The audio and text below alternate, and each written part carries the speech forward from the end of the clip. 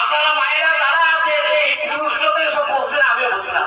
মাতৃগর্ভের থেকে যখন সন্তান আসে প্রসাব হয়ে মাতৃপ্রসাব হয়ে তখন কি সঙ্গে সঙ্গে হরি হরি কথা বলতে পারেনি? উনি তিনবার বলেছিল।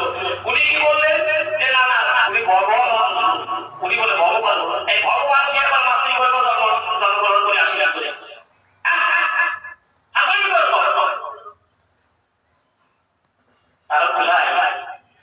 বলে গেলে যা বলেছ খারাপ বলোনি, তুমি ভালোই বলেছো, কিন্তু কথার মাথায় কি আছে?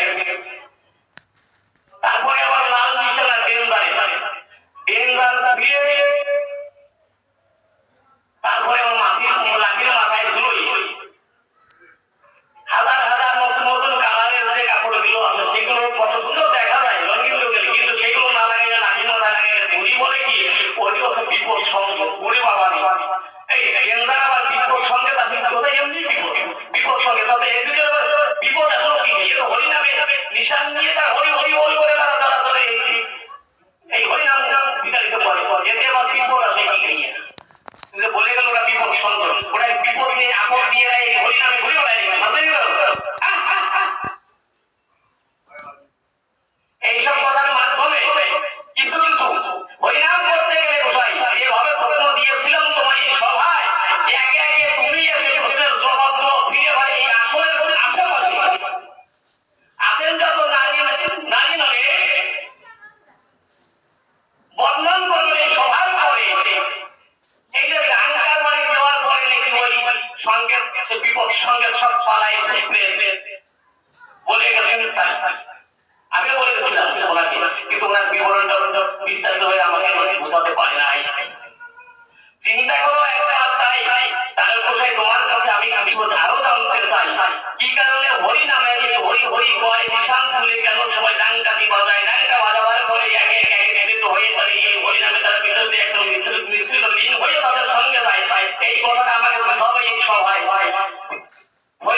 হরিনাম করতে করতে আমি শুনেছি লীন হয়ে যায়। আচ্ছা হরিনাম করতে করতে লীন হয়ে গেলে লীন কথাটা শব্দ, এই লীন কথাটা শব্দটা এটা আমার জানতে অভিপ্রায় ফিরিয়ে আমি তোমাকে প্রশ্ন করলাম, জবাবের অভাবের মাঝখানে থেকে তুমি আমাকে বুঝাইও দিও এই সভায়। তাই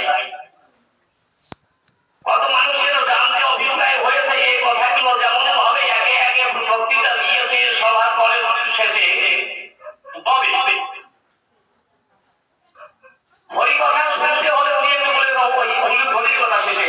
আচ্ছা হুলুর ধরি বল বাবা ওনার শেষে যাচ্ছে হুলুর ধরি। আচ্ছা হুলুর ধরি দিলে কি হয় বলবো? আমার তো মনে নেই কি বলেছে তোমার কাজ। তারপরে আরো কিছু বলবে না ভাব তৈরি হয়েছিল, মোটামুটি আমার দাঁড়াতে দেবে না, দ্বিতীয়বার দেবে না, এইরকম একটা পজিশন দাঁড়াই নিয়েছিল। মানে আমাদের দোয়ারি গিয়েছে নাম বিশ্ব করে ওনাকে দাঁড়া করাইছিলাম এই কবি আসলে উড়িষ্যার ফুল্লা গ্রামে, ওই আমাদের সরকার মোসারকারের আশেপাশে গ্রামে। উনি যখন একটু আসলে পরে উনি আমি তখন জবাবে উনি যায় প্রশ্নের ভূমিকা দিয়ে দাও ওনাকে, উনি না উঠে যাবে প্রশ্ন বাদ দিয়ে জবাব করাবো।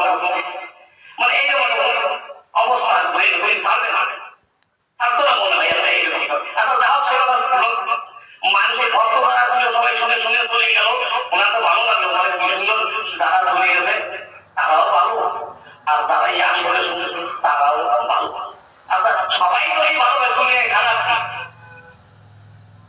তারপরে আর একটা কথা, ওই আসল হরিদার